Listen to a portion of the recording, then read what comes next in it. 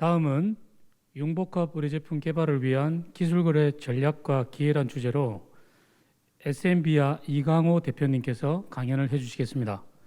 이강호 대표님께서는 교육부 산학연 기술지주회사 설립인가 위원을 역임하고 계시며 의료용 마이크로 니들 및 고분자 치료제 개발 및 제조를 위해 많은 노력을 기울이고 계십니다. 그럼 이강호 대표님을 모시고 강연을 듣도록 하겠습니다. 큰 박수 부탁드립니다. 안녕하십니까. 방금 소개받은 이강호입니다. 많이 피곤하실 텐데 최대한 빨리 끝내도록 하겠습니다. 제가 지금부터 약간 25분간 말씀드릴 내용은 융복합 의료제품 개발을 위해서 얼마나 우리가 조금 효율적으로 이 프로젝트를 진행할 수 있을까, 여기에 대한 대안은 어떤 것이 있을까라는 주제가 되겠습니다. 먼저 이런 간단한 융복합 제품에 대한 배경, 그리고 이제 이런 융복합 의료제품 개발을 위해서 이런 기술 거래를 통한 어떤 오픈 이노베이션 환경, 그리고 기술 이전 계약 시에 실제로 우리가 고려해야 될 내용들을 저희가 하여튼 실무에서 겪었던 내용들을 위주로 좀 말씀을 드리겠습니다. 먼저 이 글로벌 제약산업 동향을 간단히 보게 되면은 2019년 대비해서 2020년에는 기술 이전 건수나 이런 딜 사이즈는 상당히 증가를 한 양상을 보여주고 있고요. 2020년에 전체적인 글로벌 제약 산업의 기술 이전 건수는 801건, 그리고 딜 사이즈는 약 1,058억 달러로 이제 확인이 됐습니다. 그리고 대략 업프런트 피가 전체의 한 15% 정도를 이제 차지하고 있다는 것을 이제 통계에서 보실 수가 있습니다. 이 기술 이전 내용을 건수와 규모로 조금 더 세분화시켜 보면은 아무래도 이 항암 쪽, 온콜로지 쪽이 상당히 많은 이제 비중을 차지하고 있다는 것을 우리가 확인할 수 있고요. 두 번째로는 이제 이런 인펙션이나 감염 관리 분야, 그리고 세 번째가 이제 중추신경계 질환에 대한 이런 기술 이전 건수나 이런 규모가 상당히 큰 폭으로 늘어나고 있다는 것을 이제 확인을 하실 수가 있습니다. 또한 이 기술 이전된 내용을 단계, 스테이지별로 우리가 조금 확장을 해보면은 의외로 이런 프리 디스커버리 단계, 즉 전임상 이전의 동물 실험 단계에서도 기술 이전이 되는 비율이 상당히 높습니다. 그래서 디스커버리와 넌 클리니컬 단계에서 기술 이전된 비율이 거의 절반 이상을 이제 차지하는 것으로 이미 조사가 되고 있습니다.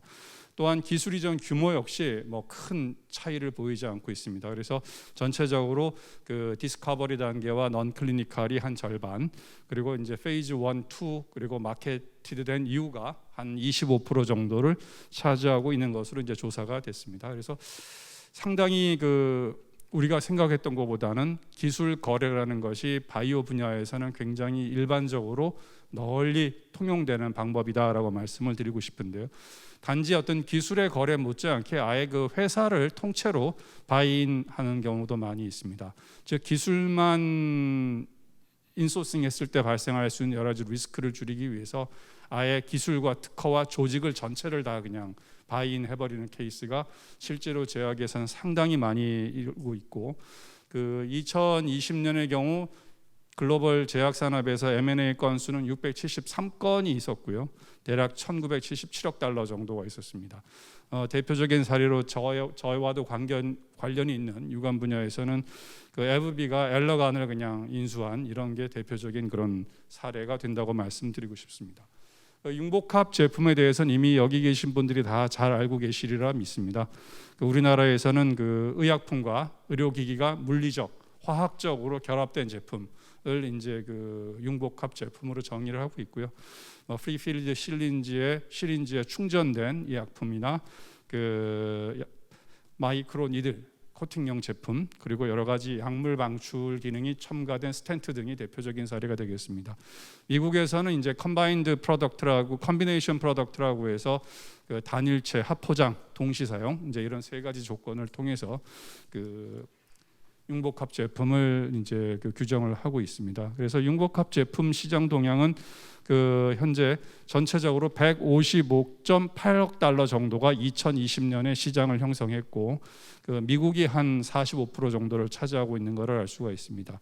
그 융복합 제품으로는 아무래도 이제 고령화가 진행이 되다 보니까 이런 당뇨병에 필요한 뭐 인슐린 인젝터 같은 이런 오토 인젝터 제품이 상당히 그 큰 포션을 차지하고 있는 것을 알 수가 있고, 최근에는 그 비대면 치료 언택 그 환경에서 비대면 치료를 위해서 마이크로 니들과 같은 제품들이 그 상당히 주목을 받고 있다라고 말씀을 드리고 싶습니다. 이 외에도 현재 그 디지털 치료제도 그 융복합 제품에 포함이 되어 있는데, 디지털 치료제는 아시다시피 좀 소프트웨어에 치중된 면이 있습니다. 반면에 좀 하드웨어에 치중된 제품이 이제 전자약이라고 하는 제품으로 별도로 지금 또 허가를 받고 있습니다. 전자약은 사실은 뭐 의료기기 특별한 트랙이 없다 보니까 현재 의료기기 4등급으로 허가를 받고 있는데, 아마도 이런 전자약도 조만간에 융복합 의료제품의 범주에 들어올 가능성이 높다라고 말씀을 드리고 싶습니다. 그렇다면 이제 이런 융복합 의료제품을 개발을 촉진하기 위해서 우리가 이런 테크놀로지 커머셜라이제이션, 이런 기술 거래를 어떻게 잘 활용을 할 것인가에 대해서 조금 고민이 필요합니다. 그 최근에 저희가 이런 말씀을 드리는 것은 많은 분들도 공감을 하고 계시리라 믿습니다. 프로젝트 수행 환경 자체가 지난 10년 전과 지금을 비교해 보면 굉장히 큰 차이를 보이고 있습니다. 최근 수행되는 프로젝트들을 한마디로 단적으로 정의하면은 하이브리드 프로젝트가 급격하게 증가하고 있다라고 프로젝트 관리 전문가들이 이구동성으로 말씀들을 하고 계십니다. 여기서 말하는 하이브리드 프로젝트가 우리 입장에서 볼 때는 융복합 의료 제품과 거의 유사하다고 생각해 주시면 될 것 같습니다. 이런 하이브리드 프로젝트는 여러 가지 다양한 기술들이 융합 또는 복합이 되어 있기 때문에 일단은 이게 될지 안 될지 굉장히 불확실성이 높다. 다시 말해서 개발의 리스크가 높다는 것이 가장 큰 그 문제점이 되고요. 뭐 대표적으로 신약이라든가 이런 것이 대표적인 그런 하이브리드 프로젝트가 된다고 생각하고 있습니다. 또한 그 신약 개발해 보신 분들 또는 의료기기 개발해 보신 분들은 느끼는 얘기지만은 이런 프로젝트가 질이죠. 또는 시기적으로 완전히 이렇게 스펙트럼이 벌어지기 때문에 이런 분산이 커지다 보니까 여기서 발생하는 리스크 굉장히 큽니다. 또한 그 큰 문제 중에 하나가 프로젝트의 가시성이 굉장히 떨어지고 있다는 것도 문제가 되고 있습니다. 특히 뭐 얼마 전 몇 년 전에 이슈가 됐었지만은 거의 허가 단계에 가서야 다른 셀이 들어갔다는 것이 발견되는, 그럼으로써 프로젝트가 좌초되는 이런 것도 사실 프로젝트의 가시성이 저하가 된다는 굉장히 중요한 이슈가 된다고 말씀드리고 싶습니다. 그리고 그 네 번째로는 이런 이해관계자들, 스테이크홀더들이 굉장히 다양해졌다. 과거에는 그냥 제약회사, 식약처, 제약사, 고객 이 정도만 되면 됐지만 최근에는 여러 가지 규제기관, ESG 이런 다양한 이런 요구들이 등장이 되면서 이해관계자들이 무척 다양화되고 있다는 것도 이 프로젝트 수행의 어려운 점입니다. 결론적으로 보시는 것처럼 이런 그 6T 이런 융합형 환경에서는 가장 중요한 것이 불확실성이 높아지고 이거에 따라서 프로젝트의 위기에 대한 영향력이 굉장히 커지고 있다. 그러면서 성공 가능성은 낮아지고 있다라는 것이 최근 프로젝트의 어떤 그 패턴이고, 그 미국의 스탠디시 그룹이라고 하는 프로젝트 수행 컨설팅 그룹에서 IT 분야 프로젝트를 한번 조사를 해본 결과 지금 보시는 것처럼 그 성공이라고 할 수 있는 비중이 30% 후반대에서 거의 변화가 없습니다. 그리고 실제로 사실상 실패인 도전으로 분류된 것이 45% 후반, 즉 다시 말씀드려서 프로젝트의 80%는 거의 실패하고 있다라는 것이 일반적인 프로젝트 관리 전문가들의 이런 관점이 되겠습니다. 그래서 결론적으로 이 융복합 제품은 결국 조합과 융합을 전제하기 때문에 그 우리가 뭔가 새로운 개발 방법론이 필요하다. 라고 말씀을 드리고 싶고요. 바로 이런 새로운 개발 방법론을 하기 위해서는 결국은 많은 연구 인력이 투입이 돼야 되는데 기업의 형편상 많은 연구 인력을 한 번에 투입하기는 사실 어렵습니다. 그래서 이런 애로가 있는 반면에 이 제품의 수명 주기, PLC라고 하는 수명 주기는 급격하게 줄어들고 있고 또 이 특허의 수명 주기 역시 20년이라는 제한이 있다. 이런 것들이 바로 우리가 융복합 제품 개발에 있어서 뭔가 새로운 개발에 대한 패러다임을 바꿔야 되는 이런 그 전제 조건이 되겠습니다. 그래서 이런 그 기술 거래도 그 단지 라이센싱 아웃이나 이런 M&A가 그냥 즉흥적인 요구에 의해서 하는 것이 아니라 상당히 오래된 이런 그 이론적인 백그라운드를 가지고 있습니다. 그래서 이 과거에서부터 회사들 간의 파트너십은 굉장히 오래 전서부터 지속이 되어 왔던 관행이고, 이제 이런 것이 이제 그 2003년도에 UC 버클리의 헨리 체스브로우 교수에 의해서 오픈 이노베이션이라는 형태로 어떤 이론적으로 정립이 됐습니다. 이 오픈 이노베이션은 목적이 그 리스크 감소와 개발 기간 단축이 가장 큰 목적이 되겠습니다. 그래서 이 불확실성의 증가에 대해서 효율적으로 대응을 해서 리스크를 감소시키고 결론적으로 개발 기간을 단축해보자. 그런데 그렇게 하기 위해서는 나 혼자만 해서 되는 것이 아니라 외부의 기술을 적극적으로 인소싱도 하지만은 내가 못하는 것을 아웃소싱을 통해서 다른 회사를 통해서도 그 사업화에 성공할 수 있다면은 내가 한 것과 진배 다름이 없다라는 것이 이런 그 오픈 이노베이션의 어떤 그런 그 기본적인 패러다임이라고 말씀드릴 수 있습니다. 그래서 과거의 어떤 그 폐쇄된 구조의 이런 형태에서는 내부의 인력만으로 개발하고 하나의 단일 시장을 타겟팅을 하고 있습니다. 그래서 이 시장이 성공하면 대박이지만은 이 연구가 무너지게 되면은 굉장히 큰 공이 수포로 돌아가는 일인데요. 최근에 이 개방형 혁신에 근거한 이런 그 오픈 이노베이션 모델에서는 기술의 개발 과정에서 라이센싱 인 또는 라이센싱 아웃이 다반사로 일어납니다. 내가 기술이 필요하면 외부에서 조달을 할 수도 있고, 또 내가 사업화의 끝장까지 갈 수가 없다라고 한다면은 외부의 사업자 파트너한테 판권을 넘기거나 라이센싱을 아웃을 하는 이런 경우도 굉장히 빈번하게 발생을 합니다. 그래서 다양한 시장을 타겟팅한다는 것이 바로 이런 개방형 혁신 모델의 그 지향한 점이라고 하고 있습니다. 그럼 과연 이런 근거가 어떻게 나왔냐?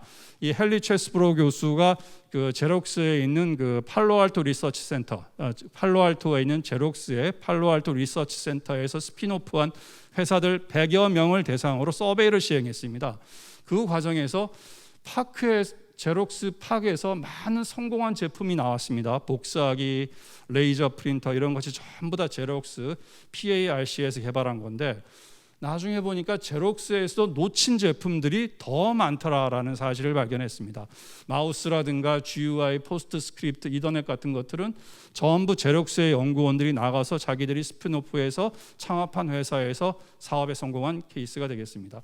바로 이 과정에서 헨리 체스브로우 교수가 발견하고 있는 것은, 그 사장님들이 들으시면은 혈압이 올라갈 수 있지만은 어떤 회사에서 투자해서 개발된 기술이 다른 회사에서 사업화가 될 수도 있다.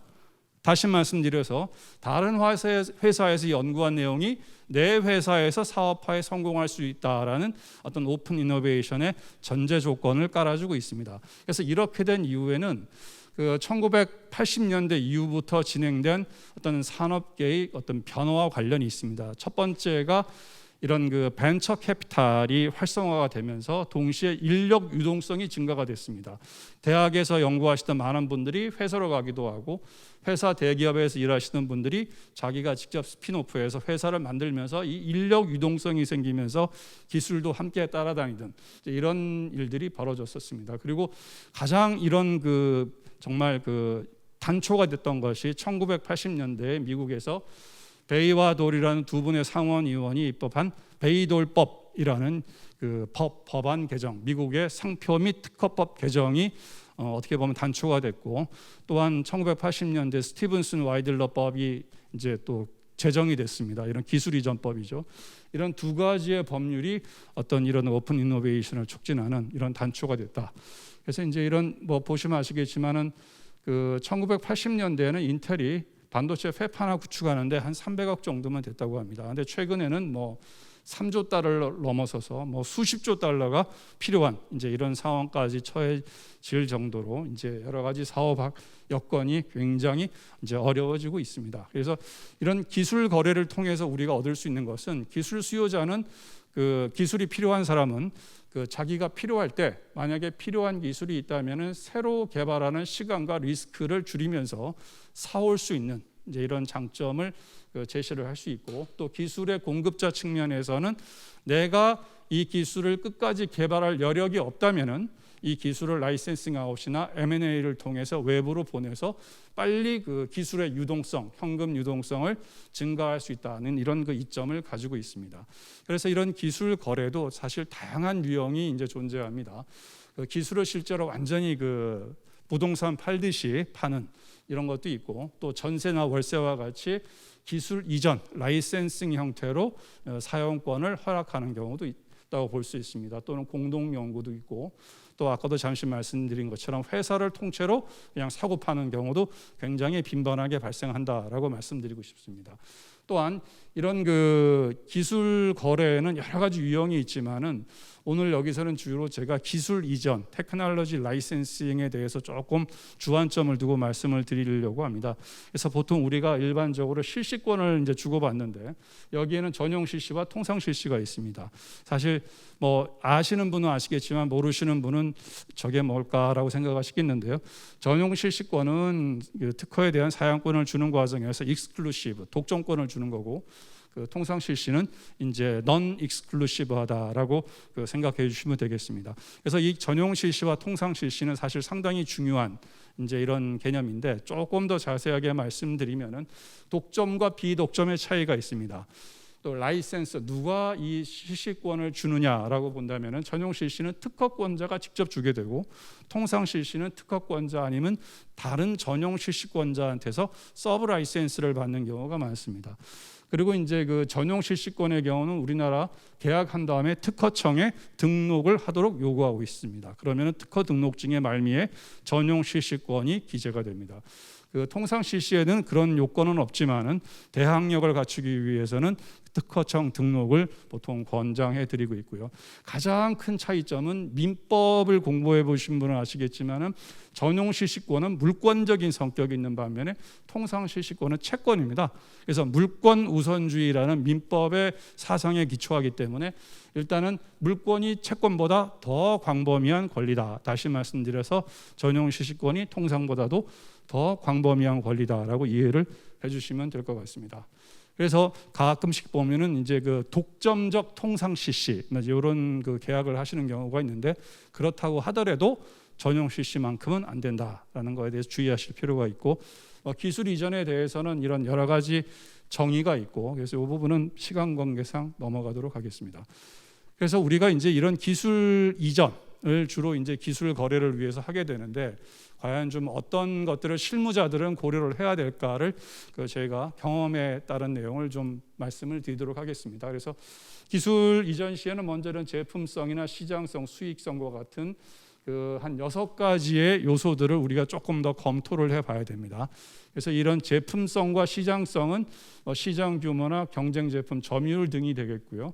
다음에 이런 비용과 수익성 측면에서는 개발 비용이나 특허 관리 비용, 이런 비용 관점에서 우리가 좀 접근을 할 필요가 있습니다.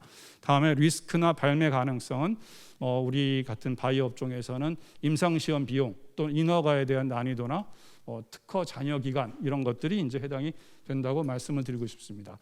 그래서 우리가 보통 라이센싱을 할 때 작은 바이오텍끼리 하는 경우도 있지만은 좀 큰 이런 빅파마들하고 우리가 이제 라이센싱 딜을 하다 보면은 저희가 처음부터 말씀드리는 너무 처음부터 힘 빼실 필요가 없다라는 말씀을 드리는 이유가, 이런 초기 접촉 이후에 실제로 듀딜리전스까지 가기 위해서는 상당히 오랜 기간이 소요가 됩니다. 짧으면 수개월, 길면 1년까지도 우리가 기간이 소요가 되는데, 최초에는 보통 사이언티픽 앰버서더나 아니면 이제 지역의 컨트리의 스카우트 팀들하고 우리가 이제 접촉을 하게 되다가 나중에는 리저널 팀으로 넘어가는 경우도 있고, 결론적으로 이제 협상 담당자하고 이제 종결이 되게 됩니다. 이 과정에서 우리가 처음에는 SMK, 세일즈 머티리얼 키트 위주로 이제 자료가 전달되다가 non confidential한 NCD 덱이 가다가 나중에는 결국은 이제 CD confidential한 데이터가 오가고, 나중에 실사 단계에서는 이제 완전히 무슨 이룸 같은 걸 통해서 자료를 다 오픈하는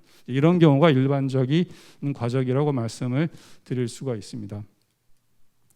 그래서 우리가 이제 이 기술 거래, 기술 이전을 하기 위해서는 먼저 양쪽의 협상 담당자들이 이제 좀 어느 정도는 이제 프로토콜을 맞춰야 되는데, 그 이전에 이런 몇 가지 사항을 좀 고려를 해보실 필요가 있습니다. 먼저 이제 이 어떤 형태의 기술 이전을 할 것이냐, 기술을 완전히 양도할 것이냐, 아니면은 이전만 할 것이냐, 이제 여기에서부터 뭔가 고민을 먼저 해주셔야 되고, 다음에 이제 협상 목표 측면에서도 내가 양보할 수 있는 목표와 양보 못할 목표를 사전에 사실은 그 가이드라인을 정해서 협상 담당자 또는 맨데이트를 주신 분한테 전달할 필요가 있습니다. 그리고 그 여기서 조금 애매한 부분이 이제 비밀 유지 6번 조항인데, 보통 이제 이런 기술 이전을 하기 위해서는 기술 검증 절차를 거치게 됩니다. 그 과정에서 기술의 상당 부분이 오픈되는 경우가 발생합니다. 자, 이 과정을 과연 어떻게 대응을 할 것이냐라는 것이 이 기술의 공급자 입장에서는 굉장히 중요한 그 고민거리가 되겠습니다. 그래서 뭐 기술 이전을 협상을 하다가 다 되는 경우만 있다 하면 고민거리가 없겠지만 안 되는 경우도 발생하기 때문에 그렇죠. 그래서 보통 저 같은 경우는 여기서 두 가지의 이제 방법을 보통 쓰는데, 첫 번째는 그 기술 이전 계약서를 예비 기술 이전 계약서로 만들고 옵션을 둬서 특정 조건을 만족하면은 바로 본 계약으로 넘어갈 수 있는 이런 콜옵션을 둔다거나 하는 것도 좋은 방법이고, 정말 이 데이터는 공개가 안 돼야 된다라고 하신다면은 그런 부분은 그 양사가 합의해서 아예 기술 임치를 시켜버리는 방법도 좋은 방법입니다. 다시 말씀드려서 정상적으로 기술 이전이 계약이 되게 되면은 임치된 볼트를 열 수 있는 거를 그 권한을 드리고, 그게 계획이 중도에서 해지가 된다면은 그런 거는 임치했던 데이터는 다시 회수하는 이런 것도 하나의 그 좋은 방법이 될 거라고 생각을 하고 있습니다. 그래서 결국은 이제 저희가 기술 이전 딜을 하다 보면 제일 문제는 결국 기술료입니다. 얼마, 뭐 부동산을 살 때도 그렇지만 결국은 얼마냐가 막판에는 거기서 이제 서로 딜을 협상을 하다가 결정이 나는데, 이런 그냥 그 소위 말해서 대충 하는 것보다는 어떤 그 산업별 로열티 비율 어느 정도는 정해져 있습니다. 이런 걸 참조하시는 것도 좋고, 최근에는 키스트에서 이런 기술의 가치 평가를 위한 사이트 자체를 아예 제공을 하고 있습니다. 이제 이런 거를 뭐 굳이 그 기술 이전 뭐 이런 기술 가치 평가를 돈 들여서 하시는 것보다 이런 사이트를 이용해서 한번 그 백데이터가 될 수 있는 자료를 측정해 보시는 것도 좋은 방법이 될 것 같습니다. 그래서 이제 보통 우리가 기술 이전을 할 때는 크게 그 정액 기술료, 그냥 한 번에 돈 주고 끝나는 거와 경상 기술료, 매년 돈 주는 거, 이제 이런 걸로 이제 전세냐 월세냐 뭐 이런 개념으로 나눠지는데, 그 각각이 좀 차이가 있습니다. 그래서 어느 게 좋다라고 말씀드릴 수는 없고요. 그냥 딜 사이즈가 작은 계약이다고 하면은 보통 저희는 그 정액 기술료 뭐 한 1, 2억 정도라면은 정액 기술료를 저희는 추천을 드립니다. 그리고 그 과정에서 이제 그 여러 가지 장단점이 이제 있죠. 그래서 특히 단점으로는 정액 기술료는 한 번 계약을 해서 돈을 다 받았는데 이게 한 1, 2년 지나 보니까 어마어마한 시장 규모를 가진 기술이 될 수가 있습니다. 그럴 때는 뭐 대응을 하지 못하는 단점이 물론 있습니다. 반면에 이제 경상 기술료의 경우는 조금 기술 이전 금액의 규모가 크고 단연간의 어떤 그 연구가 필요할 때는 보통 그 러닝 로열티, 그 러닝 개런티 방식의 이제 경상 기술료를 택하는데, 사실 그 경상 기술료 과정에서 여러 가지가 좋은 점도 있고 나쁜 점도 있지만은, 이런 저희 경험상 보면 매년 이 기술료의 수준을 감사하는 오디트하는 과정에서 회계 감사가 서로 조금 이런 첨예한 이슈가 될 수 있습니다. 다만 그런 것이 다 양사 간에 어떤 신뢰감이 형성된다면은 사실은 저는 경상 기술료 방식이 가장 무난하다라고 추천을 드리고 있습니다. 그리고 이런 기술료 유형 역시 뭐 한 가지만 쓰는 것이 아니라 보통 이런 5가지의 기술료를 이제 복합적으로 이제 취사 선택을 해서 우리가 쓰고 있습니다. 그래서 보통 쓰는 것이 이제 그 성급 기술료와 이제 마일스톤을 같이 이제 병행하고, 마지막에 그 이제 잔금 치르는 거기다가 이제 그 최저 기술료 미니멈 개런티를 추가합니다. 이 미니멈 개런티를 추가하지 않으면 기술을 사간 사람이 그 최악의 경우에는 기술이 시장에 진입하지 못하도록 막기 위해서 기술만 사가고 사업화를 안 시키는 경우도 없다고는 할 수가 없습니다. 그래서 그런 경우에 대비해서 이런 미니멈 개런티를 넣는 것도 굉장히 중요한 그 조항이 되겠습니다. 그리고 이제 이런 그 경상기술료 산정하는 것도 만약에 경상기술료 방식을 선택하셨다면은 과연 산정 근거를 뭘로 하실 것이냐도 사실 한번 고민을 해보셔야 됩니다. 보통 매출액 아니면 이익 두 가지를 많이 쓰시는데 그냥 계약서에다가 매출액이라고 해놓으시면 나중에 꼭 분쟁의 소지가 발생합니다. 그래서 매출액일 때도 과연 이게 총 매출액이냐 아니면 총 매출액에서 애누리냐 또는 뭐 하다 보면 깎아주는 게 있죠.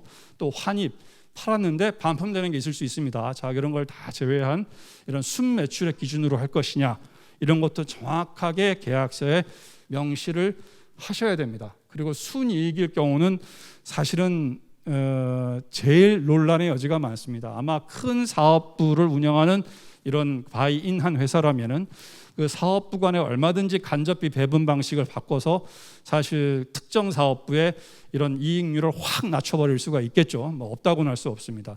그럴 경우에는 반드시 나중에 이게 서로 이제 또 그 소송으로 갈 수 있는 것도 비화가 될 수 있기 때문에 일반적으로는 매출액 베이스 그 중에서도 순매출액 베이스에 이용하는 경우가 많다고 말씀을 드리고 싶고, 그래서 하여튼 계약을 작성하실 때는 이런 내용들을 충분히 이제 확인하실 필요가 있다고 말씀을 드리고 싶습니다.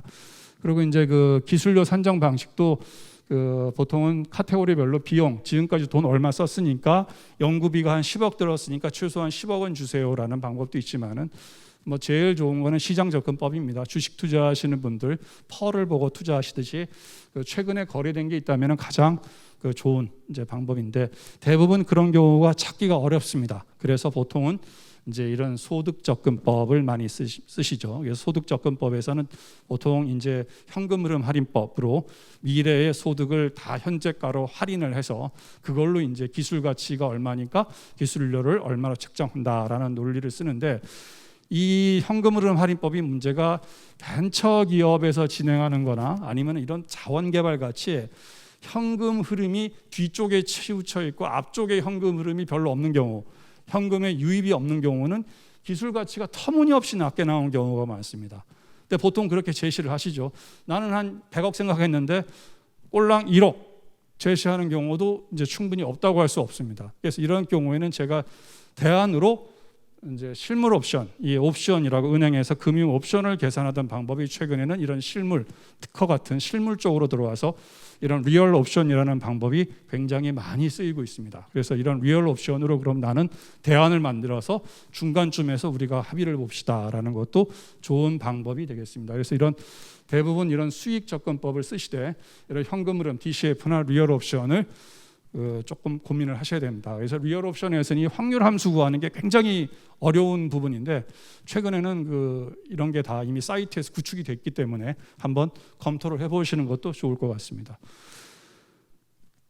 이제 조금 마지막 부분으로 가겠습니다. 그래서 기술 이전 계약서 상에서는 이제 주요 항목들을 뭐 다 보실 필요는 없고요. 몇 가지 보셔야 될 게 이제 이런 항목들이 되겠습니다. 그래서 기술료 산출 방식. 산출 방식도 사실은 정확하게 뭐 매출액으로 할 건지 순매출액인지 총매출액인지 이런 것도 정확하셔야 되고, 이 회계감사 조항, 이 로열티 산정을 위해서는 결국은 회계감사를 해야 되는데 큰 회사들이 대부분 자기 회계장부 공개를 안 하려고 하는 경우가 많습니다. 그래서 이런 회계감사 조항에 대한 것도 우리가 정하실 필요가 있습니다. 다음에 이제 또 하나 이제 이슈가 되는 게 이제 개량과 파생 기술 문제입니다. 우리가 보통 기술 이전을 하거나 받은 다음에는 그걸로 끝나는 게 아니라 기술이 개량되거나 거기서 다른 파생 특허가 나오는 경우가 있습니다. 과연 그거는 소유권을 어떻게 할 것이냐 사전에 정하시는 것이 좋습니다. 그래서 최악의 경우 도저히 결론 안 나면 공동 출원으로 가는 것도 하나의 그런 방법이 되겠습니다. 그리고 이제 이런 제일 다 끝나고 이제 아무 일 없이 기술 이전 잘 됐다고 생각하는데 갑자기 이제 서로 막 얼굴 붉히는 경우가 바로 기술 자문 및 전수. 이 특허만 넘겼다고 되는 것이 아니라 보통 상당 기간의 이런 노하우 전수 기간이 필요합니다.